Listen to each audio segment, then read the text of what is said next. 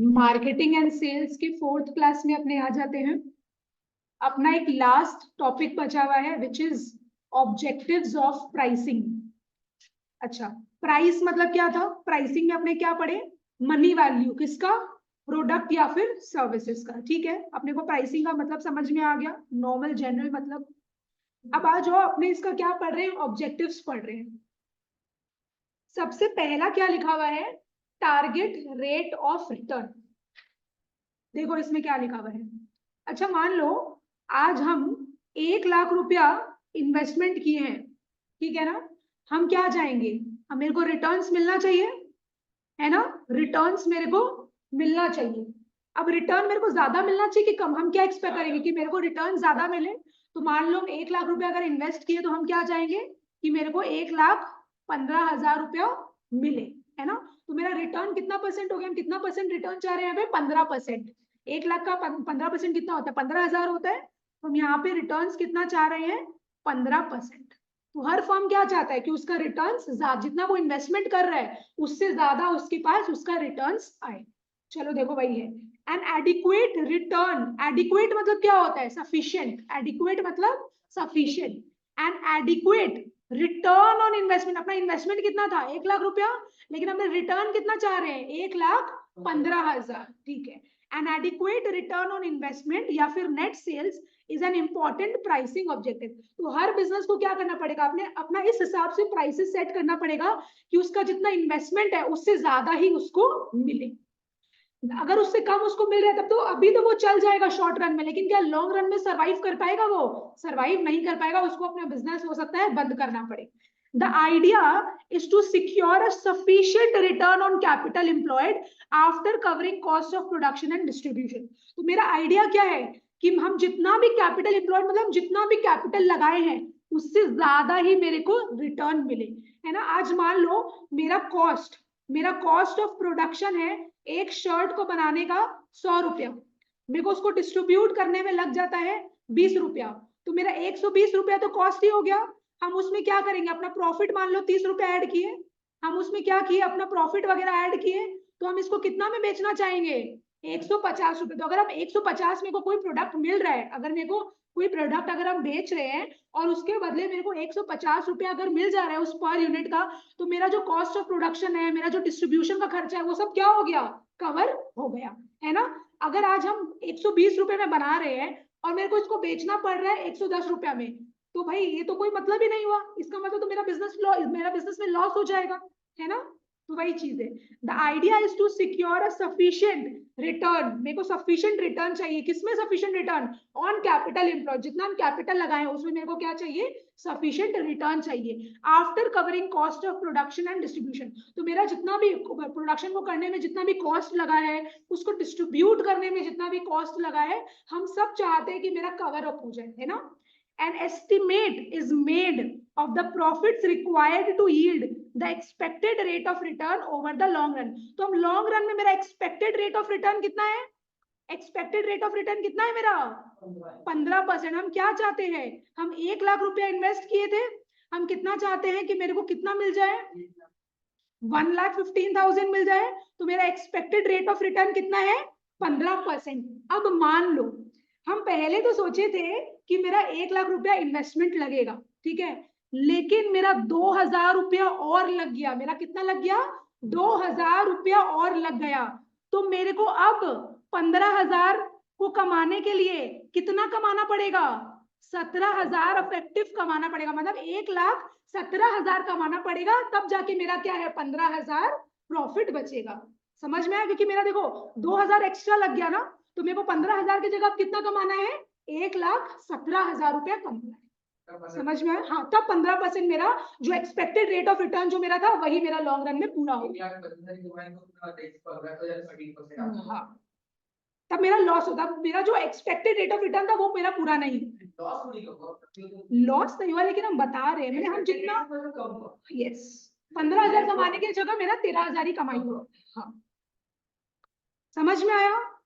अब prices are so set. Prices अपने इस तरीके से सेट करते हैं that the total sales revenue exceeds the total cost by the estimated profit. अब मेरा प्रॉफिट कैसे निकलता है? रेवेन्यू, रेवेन्यू पता है क्या हो गया? रेवेन्यू हो गया सेलिंग प्राइस। रेवेन्यू क्या हो गया मेरा? Selling price. और कॉस्ट प्राइस को अपने क्या बोलते हैं? एक्सपेंस। कॉस्ट प्राइस को क्या बोलते हैं अपने? एक्सपेंस। अगर मेरा रेवेन्यू ज्यादा है, मतलब अगर मेरा सेलिंग प्राइस मान लो 2000 रुपया है और कॉस्ट प्राइस मेरा कम है, मान लो मेरा है 1500 रुपया, तो डिफरेंस मेरा क्या है? 500 रुपया। ये मेरा प्रॉफिट है। और प्रॉफिट को अपने क्या बोलते हैं? इनकम। प्रॉफिट बोलो चाहे इनकम बोलो, बात एक है। आज बहुत लोग ना गोगा होता है, वो लोग बोलता है 2000 रुपए मेरा प्रॉफिट है। अरे 2000 रुपए प्रॉफिट हो रही ना भाई, उसको बनाने का खर्चा भी तो 1500 लगाया है। तो प्रॉफिट 2000 नहीं है, 2000 तो मेरा रेवेन्यू हो गया which is selling price. Profit तो मेरा क्या होता है? रेवेन्यू माइनस एक्सपेंस, तब होता है मेरा प्रॉफिट।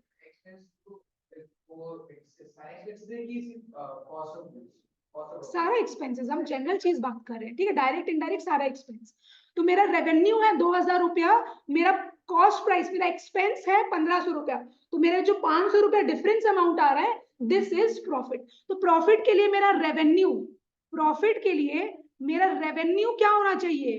ज्यादा होना चाहिए, और एक्सपेंस क्या होना चाहिए? कम होना चाहिए, तब मेरा रिजल्टिंग फिगर क्या होगा? प्रॉफिट होगा। अगर मेरा रेवेन्यू कम है और एक्सपेंस ज्यादा है, तब क्या होगा? लॉस। देखो क्या लिखा हुआ है, prices are so set, prices अपने इस तरीके से सेट करते हैं that the total sales revenue, जो मेरा रेवेन्यू है वो मेरा कॉस्ट से ज्यादा हो, एक्सीड मतलब ज्यादा हो, तभी अपना क्या आएगा? प्रॉफिट आएगा। अगर अपने को प्रॉफिट चाहिए तो अपना रेवेन्यू ज्यादा होना चाहिए और कॉस्ट एक्सपेंस मेरा कम होना चाहिए। यहां तक मार्क करो। This is target rate of return. ये कुछ नहीं है, ये तुमको एग्जाम्पल, प्रॉफिट्स का बात है वो ऐसे ही है, छोड़ दो। क्लियर हुआ? चलो, प्राइस स्टेबिलिटी अपने लास्ट में पढ़ते हैं, पहले अपने मार्केट शेयर में आते हैं। देखो मार्केट शेयर में क्या बोल रहे हैं हम, तुम लोग को क्या बोले थे? मार्केट शेयर मतलब आज अगर 100 आदमी है और उसमें से 80% आदमी, 80 आदमी क्या कर रहे हैं? मेरा ही प्रोडक्ट यूज कर रहे हैं, तब मेरा मार्केट में क्या है? एक अच्छा शेयर है ना?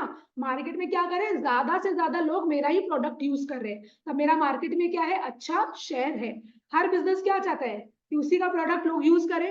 हर बिजनेस क्या चाहता है? कि वो मार्केट शेयर को कैप्चर कर ले, ज्यादा से ज्यादा मार्केट शेयर उसी का हो। देखो यहाँ पे क्या लिखा हुआ है, मार्केट शेयर मतलब sales of a firm in relation to those of competitor. हम क्या चाहेंगे? मेरा कॉम्पिटिटर का ज्यादा मार्केट शेयर हो कि मेरा ज्यादा मार्केट शेयर हो?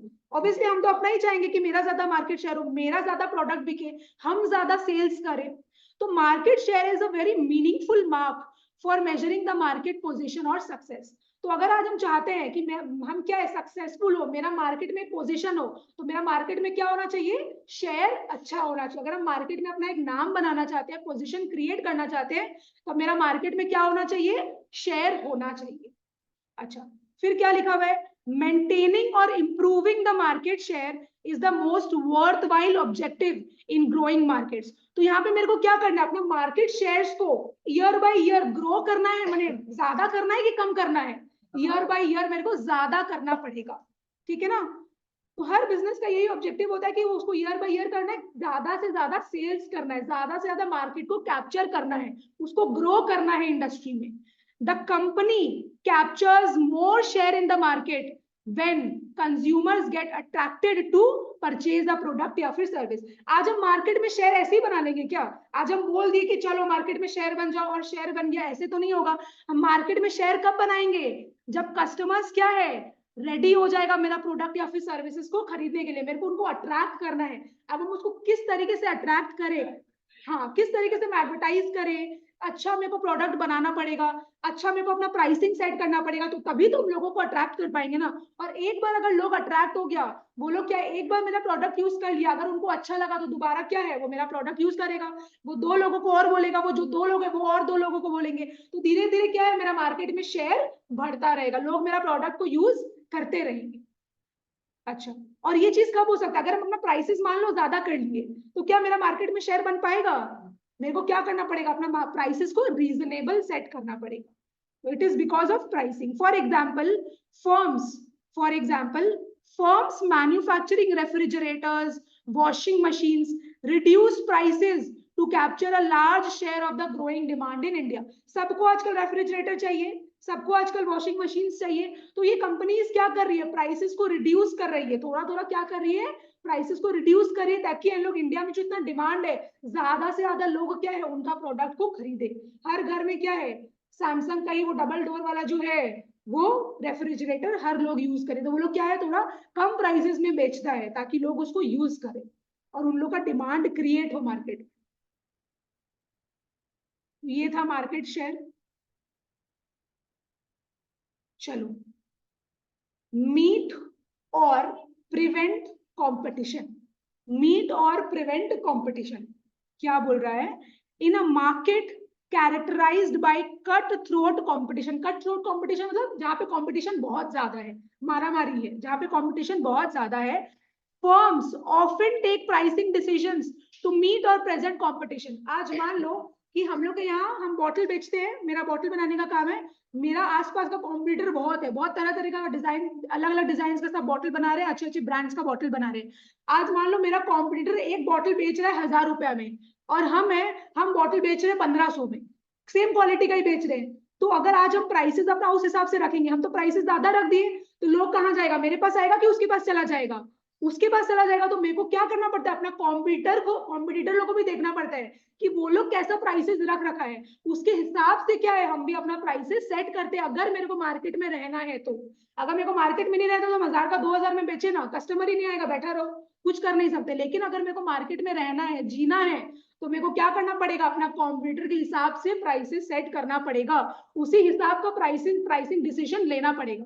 वापिस से पढ़ो, यहाँ पे क्या लिखा हुआ है, in a market characterized by cut throat competition, firms often take pricing decisions. Firms कैसा डिसीजंस लेता है, to meet or present competition, ताकि वो लोग कंपटीशन को फेस कर सके। एंड इस्टेब्लिश्ड फर्म, जो बहुत ज्यादा इस्टेब्लिश्ड है, जो वेल सेटल्ड, जिसका नाम वगैरह हो चुका है, may cut prices drastically to prevent competition from entering a market. अब देखो, मान लो एक न्यू कंपनी है, एक न्यू कंपनी है और एक ओल्ड कंपनी है, एग्जिस्टिंग कंपनी है, ठीक है, एक न्यू कंपनी है और एक ओल्ड कंपनी है। इसका एक प्रोडक्ट को बनाने में कॉस्ट ऑफ प्रोडक्शन इसका लग रहा है 1000 रुपया। फिर ये क्या करेगा, मान लो 200 रुपया अपना प्रॉफिट सेट किया, प्रॉफिट ऐड किया, फिर ये क्या करेगा, 1200 रुपए में बेचेगा, तो इसका सेलिंग प्राइस कितना आ रहा है, 1200 रुपया। अब ये एनीवेज न्यू कंपनी है, इसको क्या करना पड़ेगा, 1200 रुपया में बेचना पड़ेगा, है ना, ये तो 1200 रुपए में बेचेगा बिकॉज ये नया नया मार्केट में आया है। लेकिन ओल्ड कंपनी क्या कर सकता है, अगर इसका कॉस्ट ऑफ प्रोडक्शन 1000 रुपया में है, अगर इसका कॉस्ट ऑफ प्रोडक्शन क्या है, 1000 रुपया का है, और ये प्रॉफिट ये भी मान लो अपना 200 रुपया रख रहा है, ये क्या है 1200 रुपए में ये भी सेल कर रहा है, तो सिंस ये ओल्ड कंपनी है, इसका ऑलरेडी नाम है, अगर ये प्रॉफिट नहीं भी कमाएगा ना तो भी इसका चल जाएगा। ये टाइम पीरियड में अगर प्रॉफिट नहीं भी कमाएगा तो ये चल जाएगा, बिकॉज ये ऑलरेडी प्रॉफिट्स कमा रखा है, इसके पास ऑलरेडी इसका सेविंग्स है। ये कंपटीशन को फेस करने के लिए, ताकि नया नया कॉम्पिटिटर लोग नहीं आ जाए, ये अपना प्रॉफिट को क्या कर देगा, हटा देगा। ये कॉस्ट ऑफ प्रोडक्शन भी अगर इसका जितना जितना बनाने में लगा है उतना ही अगर उसका एक बार निकल जाए ना, तो वो भी उसके लिए मजबूर है, माने वो उसमें राजी है।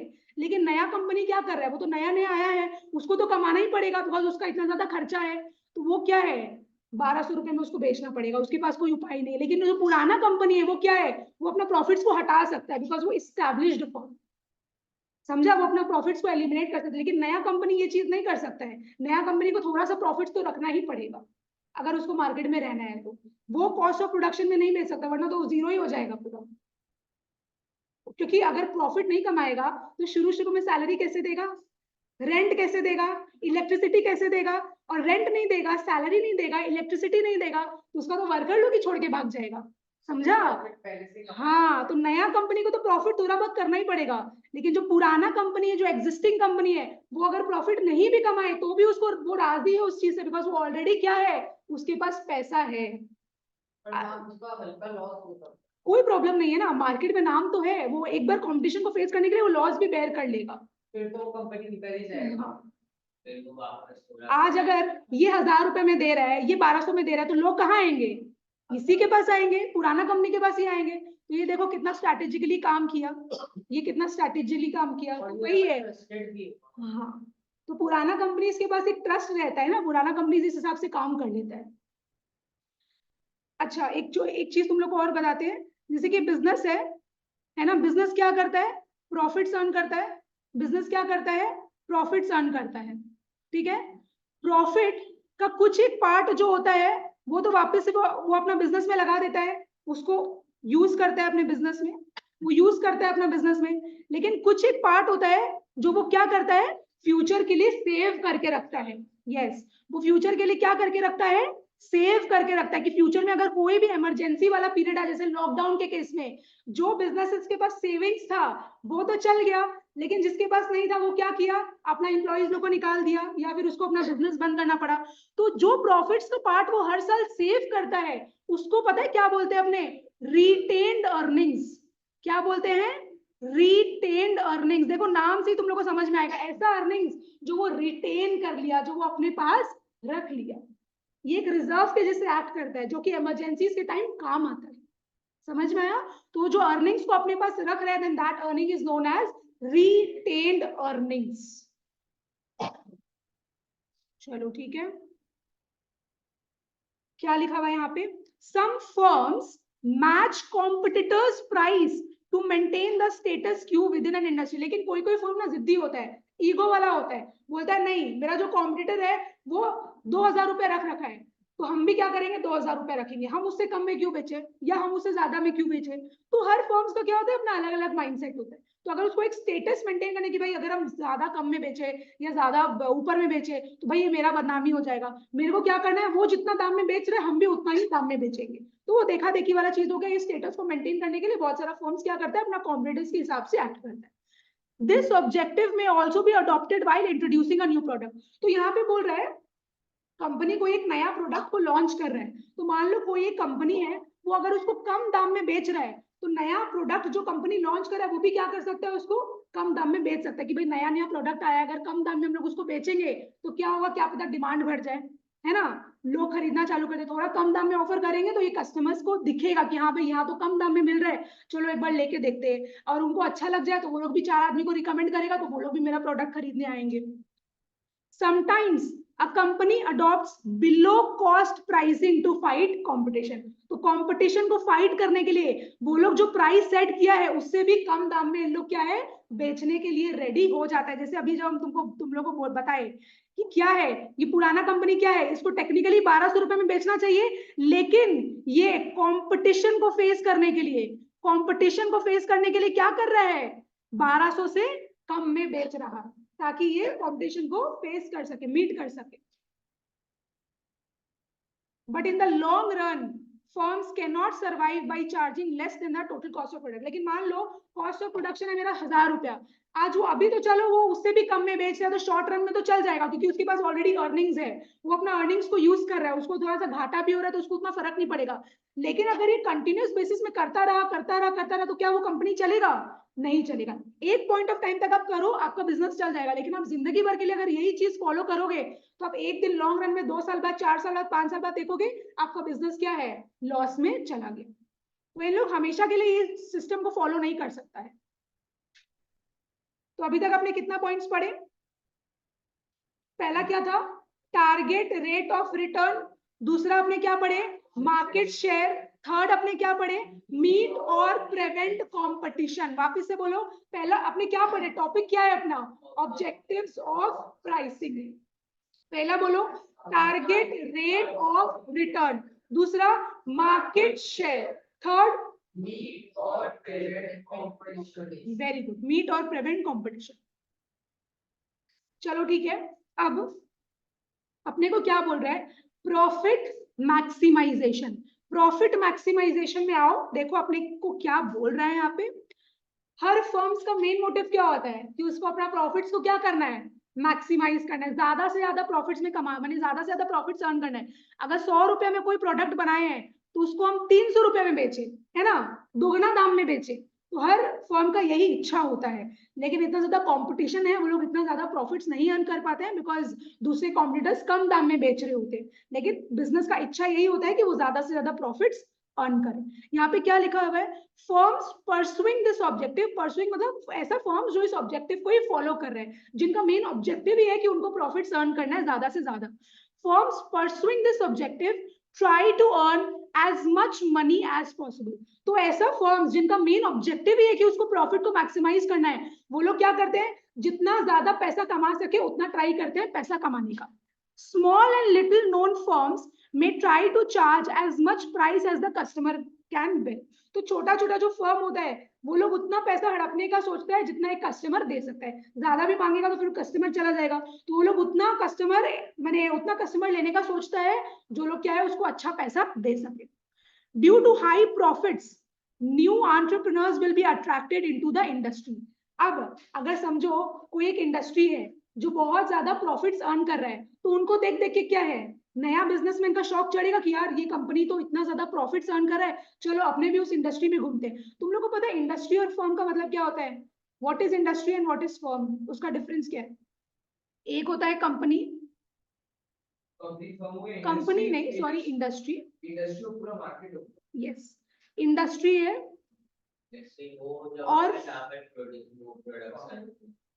और एक होता है फर्म्स। एक होता है इंडस्ट्री और एक होता है फर्म्स। क्या होता है? एक है इंडस्ट्री और एक है फर्म्स। जैसे मान लो कार, कार क्या है? इंडस्ट्री है। कार क्या है? एक इंडस्ट्री है। अब मेरे को ब्रांड्स बताओ। Honda city, Honda city, Jaguar मेरा फेवरेट, मर्सिडीज है ना, फिर BMW, ये सारे जो कंपनीज है, ये सारा कंपनीज है, इसको क्या बोलते हैं? फर्म्स। इन लोग क्या हो गए? फर्म्स। और इकट्ठा इन लोग को मिला के क्या बोलते हैं? इंडस्ट्री।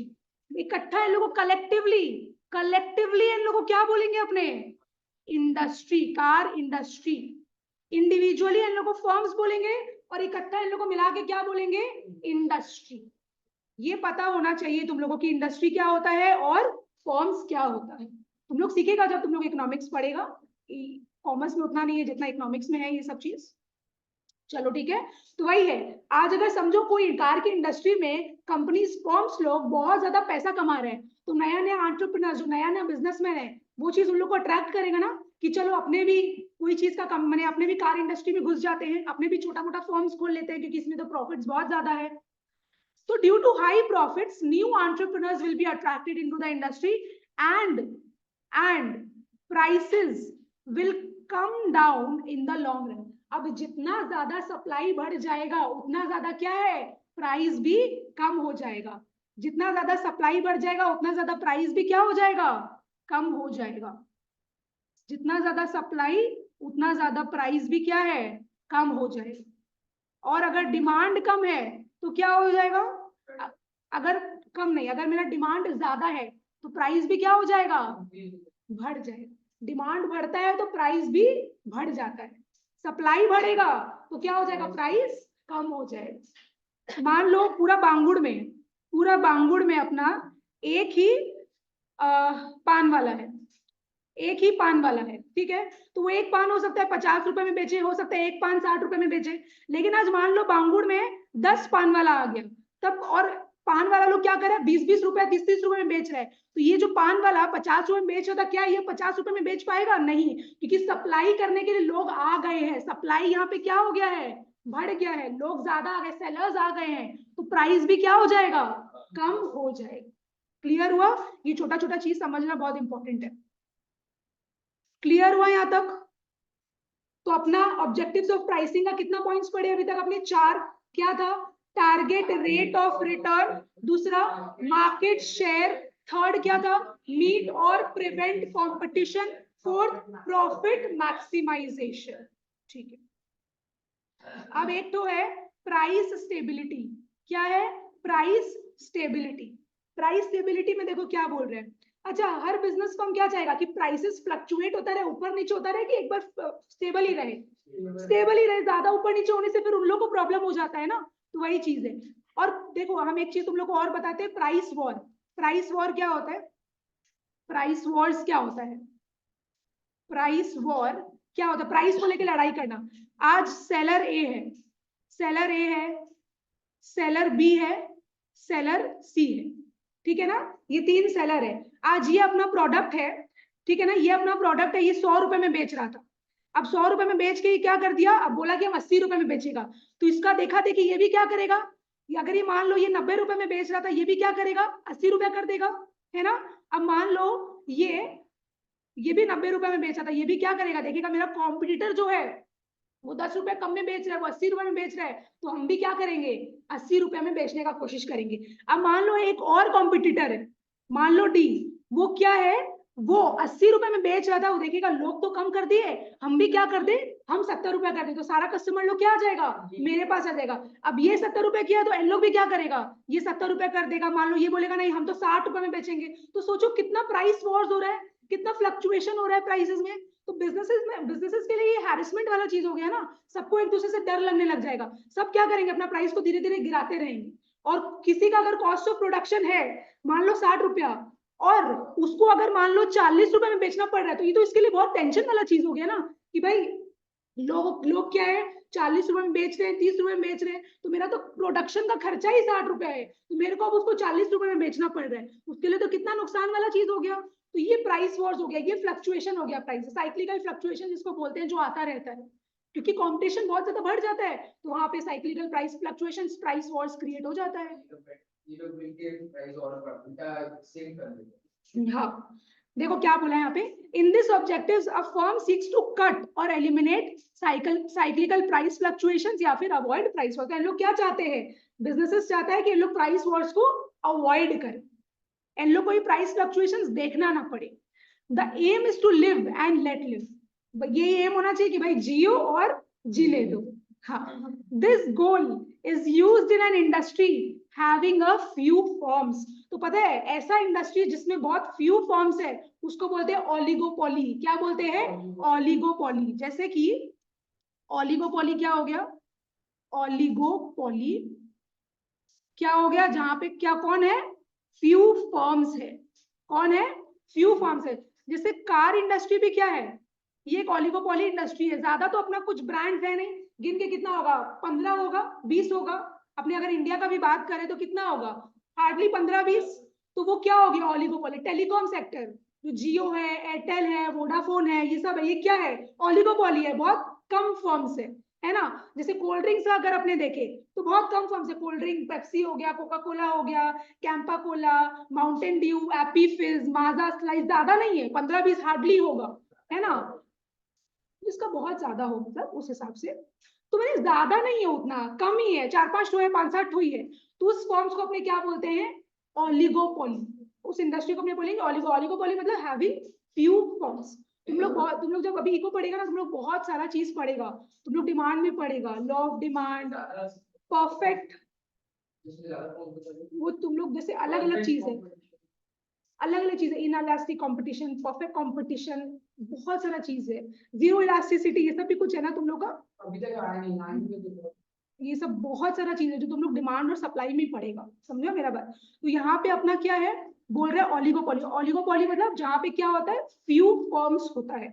तो in an oligopolistic situation where one firm is very big and all other firms are small. जैसे देखो, अगर आज हम टेलीकॉम सेक्टर का बात करें, आज अगर हम टेलीकॉम सेक्टर का बात करें, तो ये क्या है, इसमें सबसे बड़ा कौन है अभी, जियो। जियो मान लो, जियो डिसाइड किया कि एक महीने का अगर रिचार्ज करोगे तो 600 रुपया लगेगा, ठीक है ना। एक महीना अगर रिचार्ज करोगे तो क्या, एक महीना का अगर प्लान लोगे तो 600 रुपया करेगा। अब इसको देख के जो एयरटेल है, वोडाफोन है, और जितना भी है, इन लोग क्या है, इन लोग भी 600 रुपया या 590 रुपया या 610 रुपया उसी के आसपास क्या है, सेट कर लेगा। समझ में आया। तो इन लोग क्या करता है, बड़ा फॉर्म को फॉलो करता है, और जो छोटा छोटा फॉर्म है सब उसके हिसाब से प्राइसेस को सेट कर देता है। देखो क्या लिखा हुआ है, in an oligopolistic situation where one firm is very big, Jio बड़ा हो गया, and all other firms are small, the big firm acts as the price leader and the other firms follow it. तो जो बड़ा firm है वो अपना जिस हिसाब से प्राइस सेट किया है, छोटा छोटा जो फर्म्स है वो क्या करेगा, उन लोगों को फॉलो करेगा। All the firms try to avoid price wars, सारा फर्म्स क्या चाहेगा कि प्राइस वॉर्स को हम लोग एलिमिनेट करें, हम लोग को प्राइस वॉर्स को देखना ही नहीं है। अच्छा, बस यही चीज है, यहाँ तक मार्क कर लो, और तुम लोग को ज्यादा कुछ इतना दिमाग लगाने का जरूरत नहीं, वही सेम चीज ही बोल रहा है।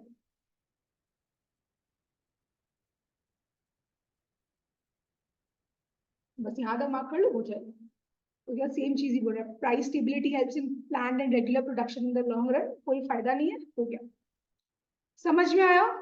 तो हम लोग का ऑब्जेक्टिव्स में कितना पॉइंट पढ़े अपने, 5 बिना देखे ट्राई करो बोलने का। टारगेट रेट ऑफ रिटर्न, दूसरा market share, third meet or prevent competition, फिर फोर्थ क्या था अपना प्रॉफिट मैक्सिमाइजेशन, और फिर अपने लास्ट में क्या पढ़े प्राइस स्टेबिलिटी। इन लोग चाह बिजनेस वाला क्या चाहता है कि प्राइस स्टेबल, 10-20 रुपए आगे पीछे बढ़े कोई प्रॉब्लम नहीं है, लेकिन अगर ज्यादा ही फ्लक्चुएट होता रहेगा, प्राइस वॉर्स होता रहेगा, तो क्या ये लोग के लिए प्रॉब्लमैटिक वाला चीज हो जाता है। समझ में आया। तो अपना ये चैप्टर तो यहाँ पे खत्म हो गया है, ठीक है। अब तुम लोग को क्या है, हम एमसीक्यू करवाएंगे। ये वाला रिकॉर्डिंग हम स्टॉप कर देते हैं।